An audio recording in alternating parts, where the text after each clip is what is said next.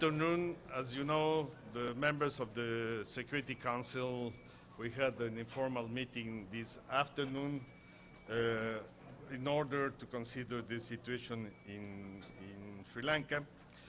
The members of the Security Council, we heard a briefing from Mr. Vijay Nambiar on his recent visit to Sri Lanka, including on his discussion with the government of Sri Lanka. We expressed, all the members of the Security Council, our gratitude to Mr. Nambiar and our strong support to the Secretary General for its ongoing efforts on Sri Lanka. The Security Council members, we express our deep concern about the humanitarian situation in the Vani region and the plight of the civilians trapped within the conflict area. And we called all member states to provide urgent humanitarian assistance. The Security Council members, we strongly condemn the LTTE, a terrorist organization, for the use of civilians as human shields and for not allowing them to leave the area of conflict.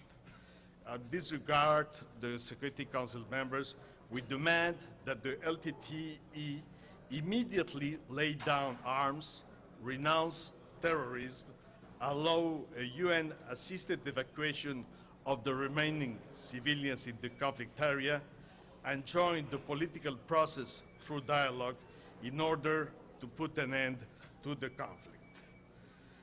The Security Council members, we urge all parties, including the government of Sri Lanka, to abide by their obligations under international humanitarian law and to allow international humanitarian agencies access to those affected by the fighting. The Security Council members, we welcome the news that the tens of thousands of civilians have escaped from the conflict area in the past few days and urge that further steps be taken to allow the safe evacuation of the remaining civilians and to provide to them the necessary protection and assistance. We stress also the importance of the UN role in assisting the Sri Lankan government in attending the present humanitarian crisis under the present dramatic circumstances, looking forward to the solution of the conflict. And we expect also that the Sri Lanka government will support the UN team that is in the field. Those are the main elements of the conversation, of the formal consultations that the Security Council members had this afternoon. Thank you. Why can't the Security Council put out a statement like this as a result of a formal meeting in a presidential statement or a resolution that would have some clout rather than a press statement after an informal meeting? Well, you can see that the Security Council has been very innovative in the last weeks.